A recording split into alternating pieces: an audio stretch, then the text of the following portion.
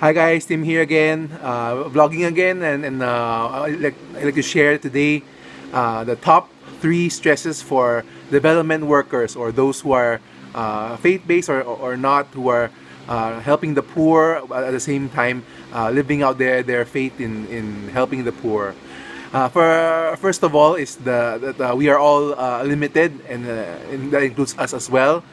So these are the three stresses that we encounter that really help, that make us they make us struggle each day, each week, each year, and it's very heavy on our soul. Yeah. So for first is finances. First of all, for many social workers or many people who are helping the poor, actually a lot of them are middle class, or those who really who those who directly handle the poor, or help the poor. They are most probably in the middle class, meaning that they are also employees, or they are at least close to minimum wage earners, and they also have they have to manage how they use their funds, and that means helping their own family, taking care of themselves and their needs. And for many of us faith workers, that also means tithing and helping the whole body of Christ. Um, Second is savings. A lot of us need to save also, because we don't have benefits like many of the poorest of the poor, where they get some leeway for their indigencies. They still can get things from DSWD, and not all of us who are working to help the poor have those benefits also. So we also need to have savings, and we also need them to use them for our future, and use them for when we get sick, or those times that we that there is some kind of nagsasalo sa amin sa mga struggles rin namin, sa mga burdens rin namin. And third, of course, is the one that we share with the poor. It's always a challenge for all of us, because our money is really limited, and we have to always evaluate how much money do we really have, how much money goes here, there, and how much can we really share. I'll talk more about that later. But this thinking and this deciding is really a big stress on us. Second, so first was financial. Second is supporters. For supporters, a lot of them, they give out of guilt, or some of them give because they feel like they have neglected the poor. Of course, a lot of those people, they give here and there. It's mostly to appease their conscience, but there are a few who really have that love for the poor, and that they will stay with us, and they will help us in any way they can, and they really stay to learn and really get to know how can they be more how can they have a role more in this helping the poor. Yeah, so I'd like to say that's also one reason why we are very limited, um, because there are really very few people who will really endure and really love the poor, and really stay with all the challenges and all the problems that we encounter, and those people who give out of guilty conscience or neglect, uh, what I say is that they also really need to evaluate their lives and how they run their businesses and like that, because of course we are helping the homeless, but what good is assisting us if they are contributing to the homelessness in the Philippines. What can we say about homelessness? Actually is very very much related to what is happening with the COVID-19 right now, because uh, if you don't know, there are 4 million homeless in the Philippines. We are number one in the world, and it's really a crazy number. Of that 4 million, here in Metro Manila is one fourth of that population.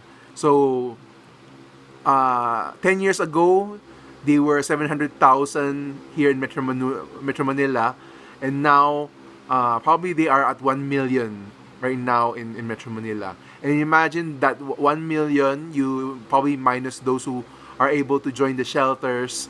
You imagine who are left to go around, and they, of course, they don't have the luxury of following quarantine protocol, and that means that they are all scattered around, walking around, moving around, and they can catch the disease, they can catch the virus. It's really a very very long problem that has never been addressed enough.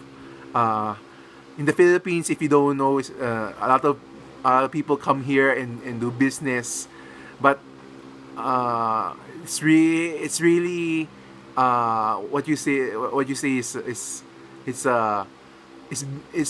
money making that really neglects the poor. Because if the economy was booming and it was really spreading around to employees and working classes, then why are there homeless who are increasing more and more? You can't say that it's completely their fault. Uh, if you see the Bible, they really call for those who are in power, those who are rich. What will they do about this?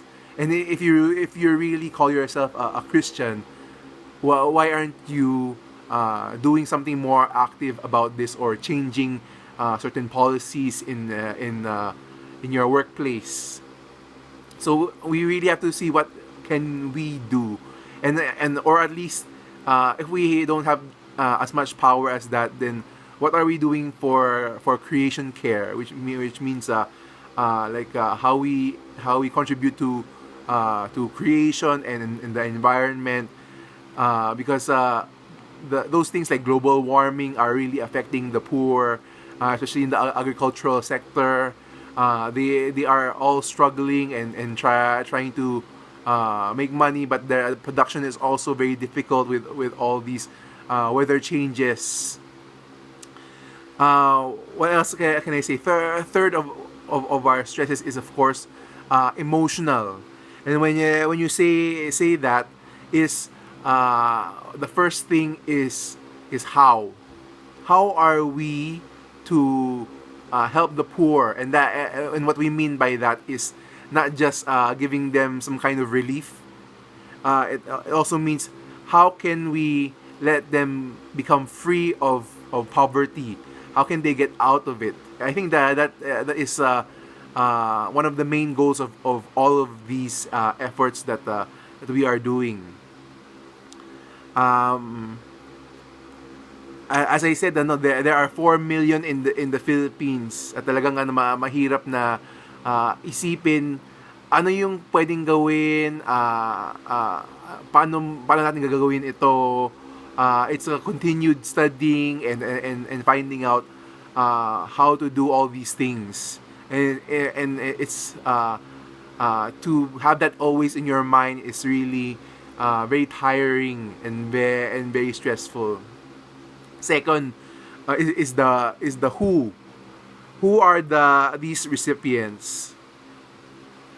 when we say the struggle with the who is that uh, as I said, with money, it's divided into how much can we share with these poor.